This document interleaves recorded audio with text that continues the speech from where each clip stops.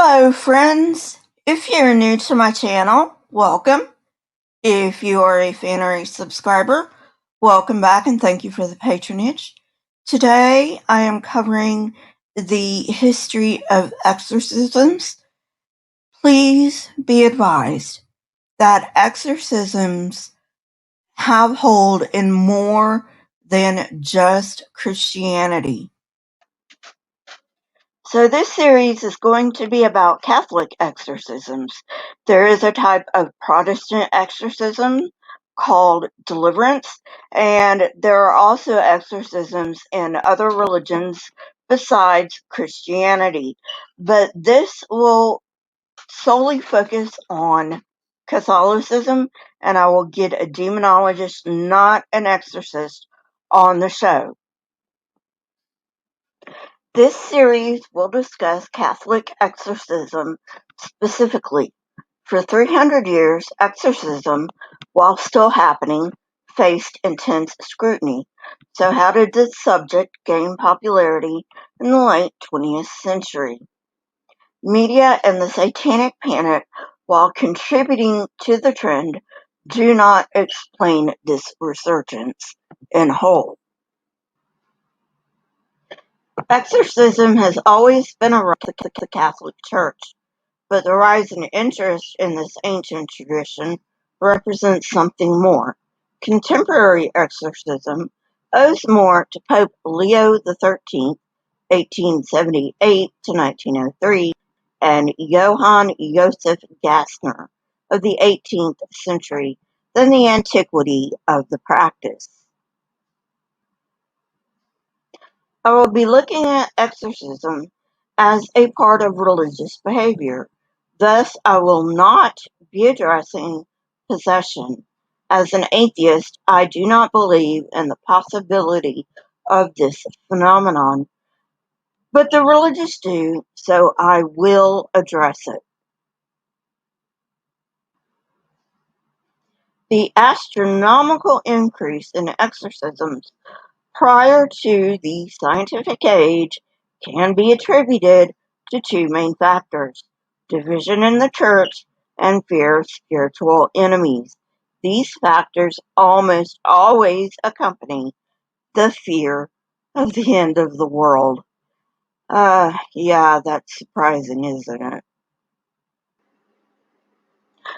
From this, we can conclude that a rise in exorcisms will accompany reform, even though divisions have always been present. In late antiquity, when exorcism flourished, paganism threatened the church.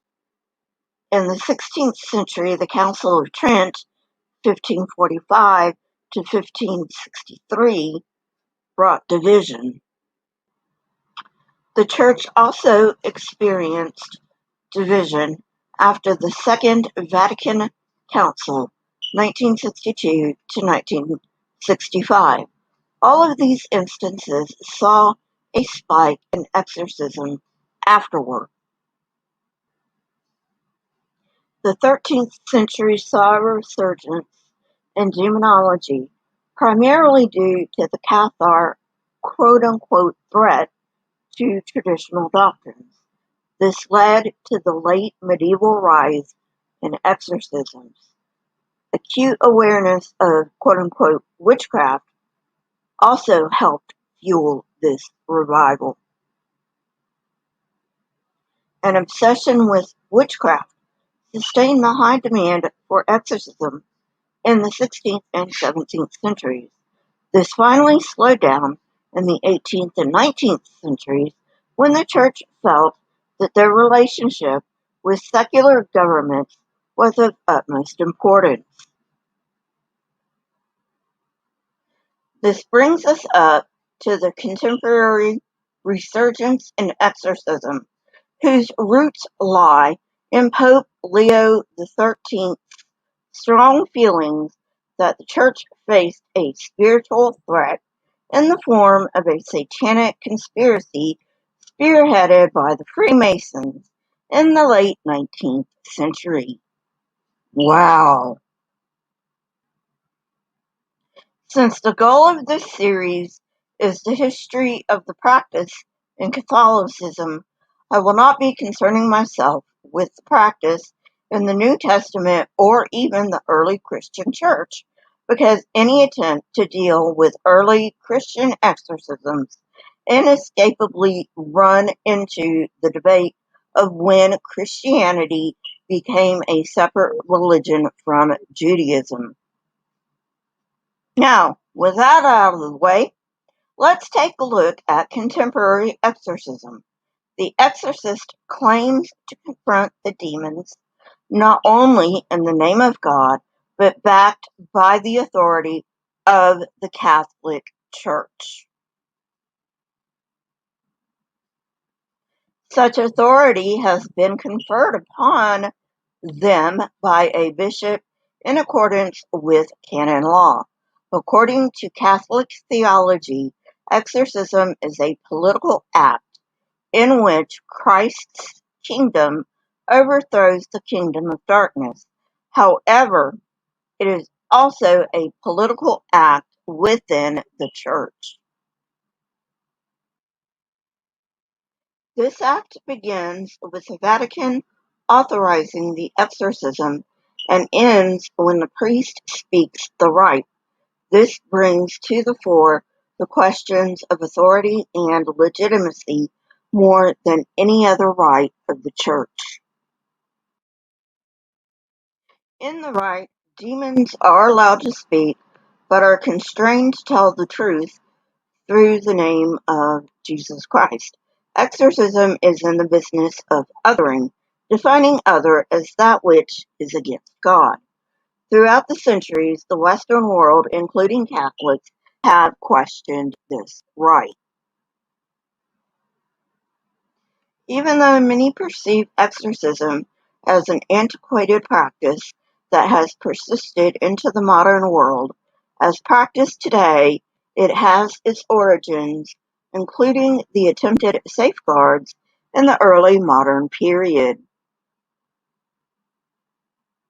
This rite has been adapted from 17th century liturgy that was rooted in the early church, but the diagnostic criteria and its legitimacy are modern phenomena. For instance, the importance placed on the priest's spoken words is modern. The earliest accounts argued for the importance of exorcism in the Church. There is extensive literature on this subject, but none in English, and no scholarly work exists on the entire history of exorcism in English. In times of crisis, fear of possession leads to an increase in exorcism, which is a way for the Church to establish its authority and identity. This can be seen not only in the Reformation, but also in the Counter-Reformation. There are three main categories of literature on this topic.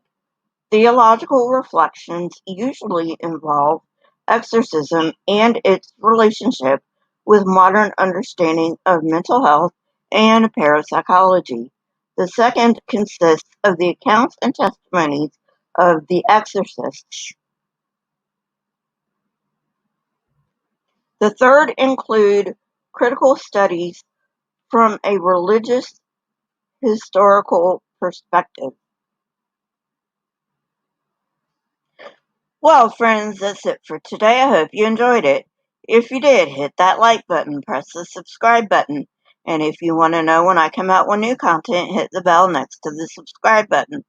All social media links are in the description, including Patreon, Twitter, and the join link. If you would like to support this channel, please join. This will help me a great deal in bringing you high quality content, which you have come to expect from me. I now have two levels, the assistant researcher level and the researcher level, so go check that out. Keep learning and searching for truth. Here are a few videos from my library. If you have not watched them yet, go ahead and watch them and tell me what you think. Until next time, friends, stay safe and goodbye.